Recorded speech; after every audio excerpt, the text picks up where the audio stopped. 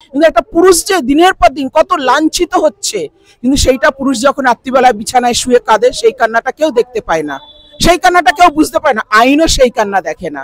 কিন্তু একটা কোর্টে গেলাম, মহিলাদের চোখে টলটল করে জল এসে গেল, ব্যাস এমনকি জজ সাহেব পর্যন্ত উঠে সেখানে সাই দিতে লাগলো। কিন্তু একটা পুরুষ তার বুকের ভেতর চিড়ে যাচ্ছে, সে কেঁদে ফেলছে, তারপরে তার কোনো কিচ্ছু নেই। পুরুষ মোর্চা বলে আমরা একটা সংগঠন করেছি এবং এইটা নিয়েই আমাদের লড়াই।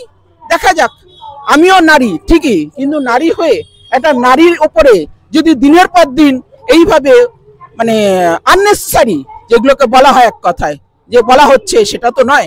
পুরুষদের দিকটাও বিবেচনা করা উচিত। পুরুষ মোর্চা বলতে কাজ কি হবে? পুরুষদের ওপরে যেটা মহিলাদের পরে হয়েছে এতদিন, এবার পুরুষদের ওপরে হবে। এবার মহিলারাও যাতে সতর্ক হয়ে যায়, স্বামীরাও এবার থেকে দাবি করতে পারবে স্ত্রীর সম্পত্তি। একদম এইটাই আমাদের আনা হচ্ছে।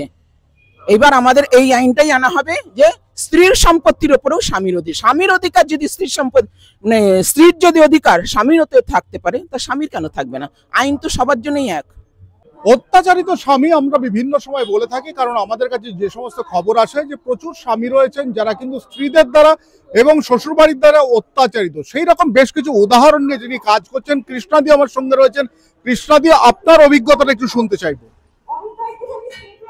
না, আমরা মহিলারা এখন বর্তমানে এতটাই লোভী হয়ে গেছি যে বিনা কারণে আমরা নিজেদের ঘরের স্বামীদেরকে বিনা দোষে বিনা কারণে তাদের ফাঁসিয়ে দিচ্ছি।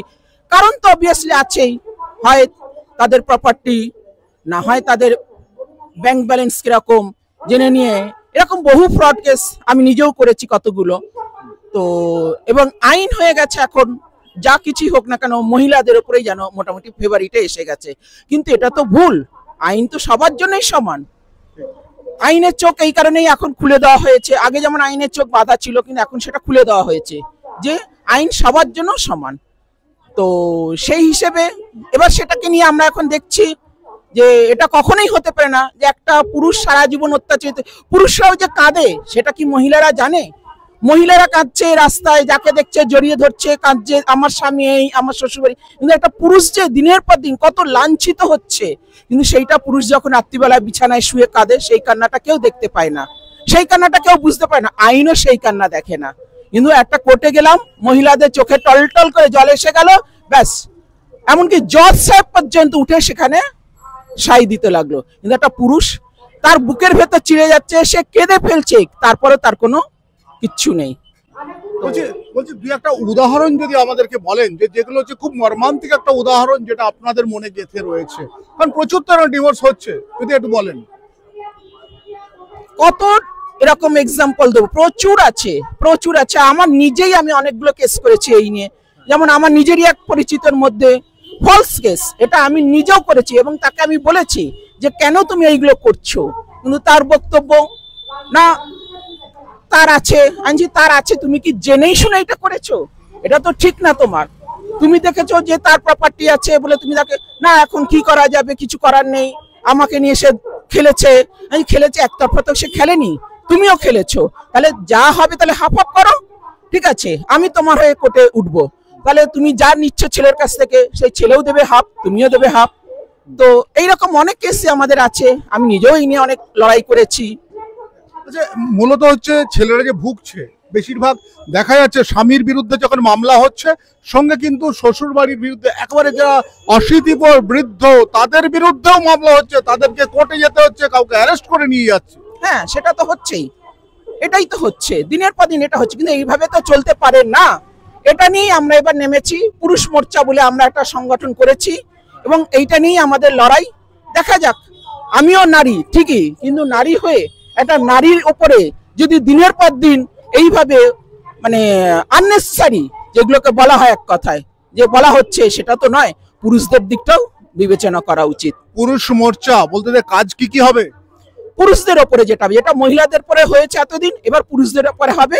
এবার মহিলারাও যাতে সতর্ক হয়ে যায়।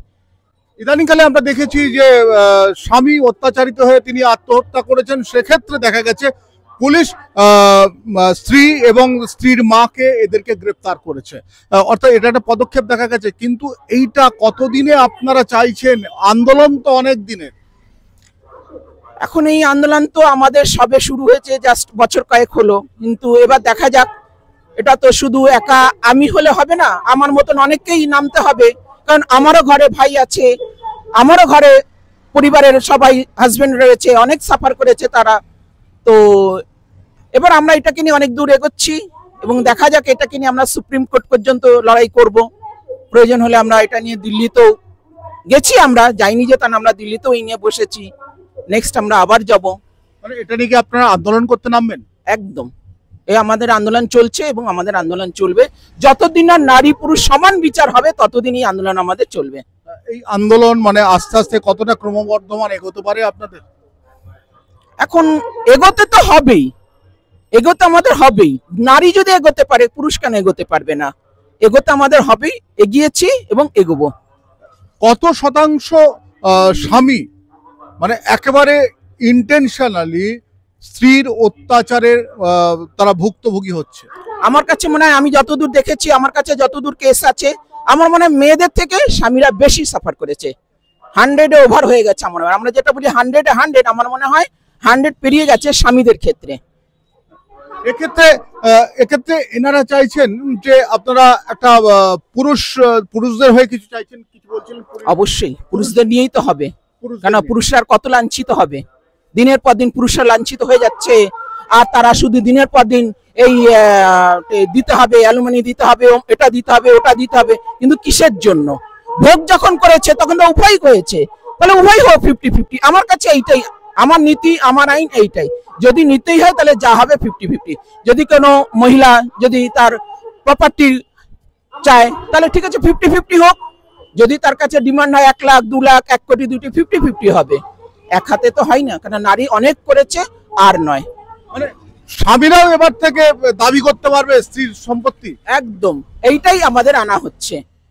এইবার আমাদের এই আইনটাই আনা হবে যে স্ত্রীর সম্পত্তির উপরেও স্বামীর অধিকার যদি স্ত্রীর সম্পত্তি, মানে স্ত্রীর যদি অধিকার স্বামীর ওতে থাকতে পারে, তা স্বামীর কেন থাকবে না? আইন তো সবার জন্যই এক, আইন আনতে হবে। অর্থাৎ যে পদক্ষেপ নিয়েছেন কৃষ্ণাদিরা, সে পদক্ষেপ যদি এগিয়ে চলে আস্তে আস্তে, তাহলে কিন্তু একটা নতুন পরিবর্তন হতে পারে। অর্থাৎ আমরা প্রতিদিন বিভিন্ন আদালত থেকে আরম্ভ করে থানার বারান্দায় যেভাবে দেখি যে মহিলারা স্বামীদের বিরুদ্ধে মামলা করছেন, আর স্বামী এবং স্বামী শ্বশুর বাড়ির লোকেরা তারা প্রত্যেকে হেনস্থা হচ্ছেন, সেটা থেকে যদি একটু নতুন একটা আইন করে সঠিক বিচার কিংবা সঠিক তদন্ত করা যায়, তাই তো? একদম। মানে আপনি কি মনে হয় তদন্তটা ঠিক হচ্ছে না? পুলিশ এখন কমপ্লেন করছে, হচ্ছে না, তদন্ত একদম সঠিক হচ্ছে না, যা হচ্ছে সব মেয়েদের পরেই হচ্ছে। তবে হ্যাঁ, এখন অনেকটা হয়েছে, অনেকটা এগিয়েছে, পুরুষদের পরেও হচ্ছে। অর্থাৎ এটা উনি যেরকম চাইছেন সেরকম কিন্তু প্রচুর মানুষ চাইছে যে এই ধরনের এক একটি করে পদক্ষেপ তৈরি হোক এবং সেটা আইন আকারে রূপ নিক। তবে এই ধরনের নানা তথ্য আপনাদেরকে জানাবো, আমি শঙ্কুর রয়েছি আপনাদের সঙ্গে।